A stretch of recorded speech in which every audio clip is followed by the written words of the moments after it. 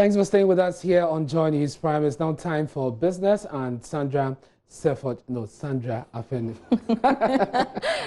It's good to have you. It's good to have you on Prime. What are you doing on holiday? What are you doing here? But first of all, I'm here to support our hard-working farmers to actually project their grievances, also their problems, the problems that they are facing in the sector. And also join to celebrate them. Yes. Are you a farmer? I'm considering. What do you want to cultivate? Rice, maybe. Local rice. Take it away, Sandra. All right, welcome to the Farmers Day edition of Business. I am Sandra Esinam Afene. The 2019 Best Farmer for Lakwantana Madina Municipality, Reverend Joseph Roxon, who is also the manager of Mobrak Farms, is urging government to make cost of poultry feed more affordable to increase poultry output within the country. Speaking at the 31st Farmers and Fishermen's Day celebration at Madina, Reverend Roxon noted local poultry dealers will be able to bridge the supply gap if government steps in to ensure raw materials are acquired at reasonable cost.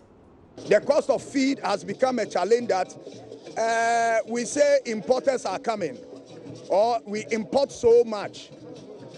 The fact is that importers are coming in. We are importing much of the poultry products because what we do here, because of the cost of the feed, we cannot compete with them that are coming from outside. So if we get the feed cheaper, I think our output will also be, will be better. The prices will not be as it is today. So we are also calling on the government and stakeholders, people who matter in this direction, to also help us.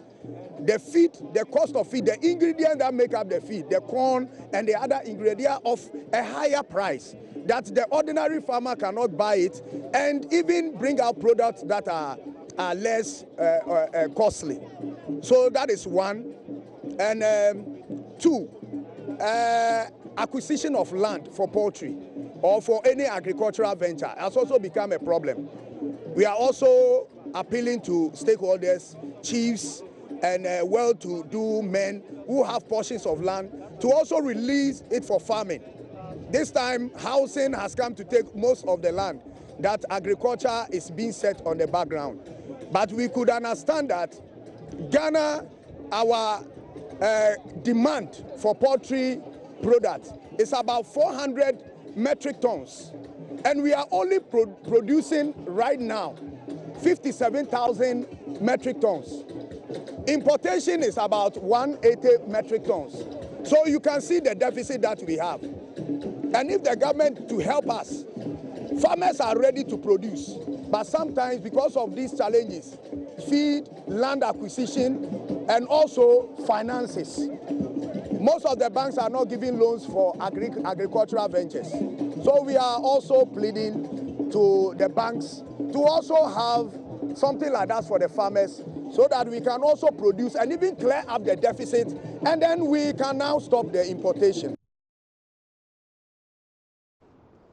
The prison service is making a strong case for its potential to transform from a consumer institution to a producer entity. One of such success stories was witnessed in Kumasi to mark the 35th Farmers' Day, where a man from prison camp emerged overall best farmer. City Mayor Osei Asibe is excited about the development and says the nation can leverage this opportunity to boost agricultural productivity and also make prisoners more useful. Christy Deborah's report. The Amanfrom prison camp is engaged in both livestock and crop farming, including cultivation of oil palm and other cash crops. For 3 years now, the camp's agricultural exploits have attracted the attention of authorities on their award scheme. It has therefore come as no surprise to people close to the institution. Its effort has been rewarded to emerge ultimate prize winner this time round. Skills in agriculture, so that when they go back to their community, they will become useful citizens to our community. With all the skills we have acquired in agriculture, we have put them into use, and today it is evident that the works we do really bring results. And the images that are coming out into the society, they are not coming back as deviants, but they are coming back as people with skills in agriculture to help in production and feeding our nation. Indeed, the government flagship program, Planting for Food and Jobs, these inmates are coming out with jobs, skills in agriculture, and then they will not become deviants in society again. So when they come out, accept them as people who fit into society. Mr. Sibianchi believes government can defray the cost of catering for the prison inmates with farm proceeds.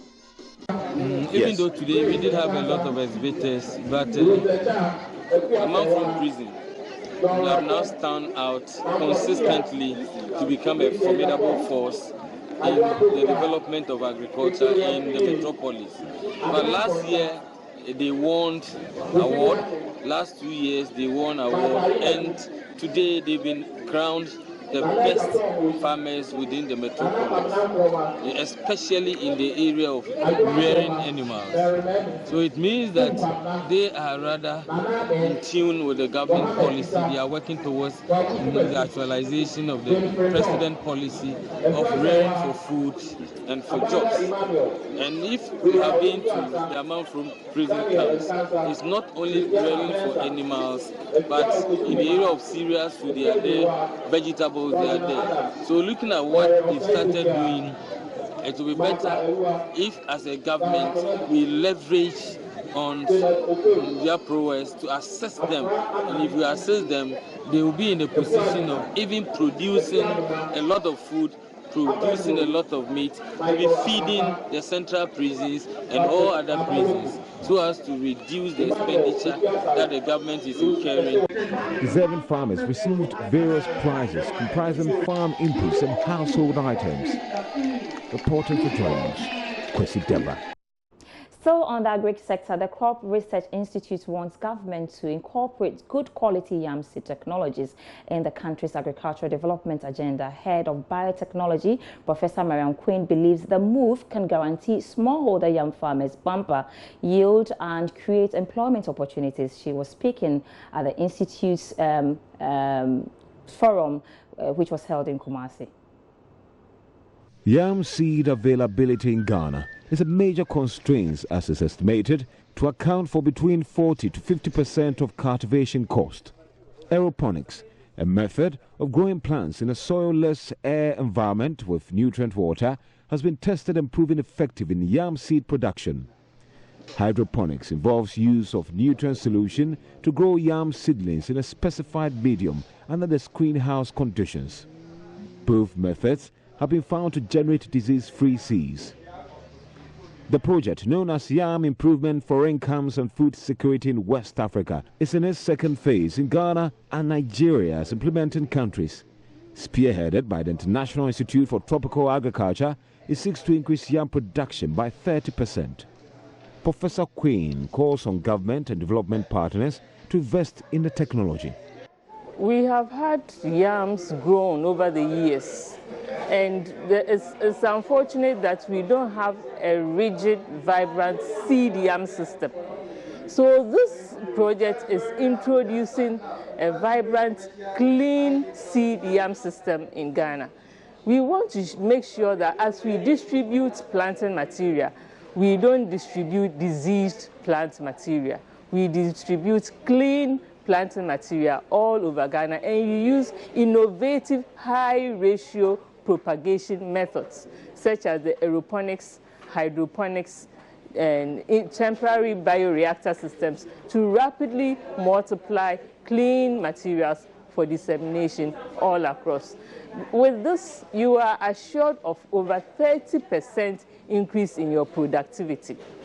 Unlike the use of the edible tuber that you use as seed, this will set aside a clean seed system for yam productivity in the country. Executive Director, Forum for Agriculture Research in Africa, Dr. Yemi Akimbamijo, underscored the importance of science and technology in agricultural development. He says it's crucial in Africa's quest to feed its growing population.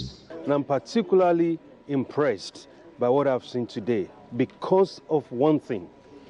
It has demonstrated that science is crucial. You're still watching the Farmers Day edition of Joy News Prime on the Joy News channel. I'm back after 8 p.m. with more business news.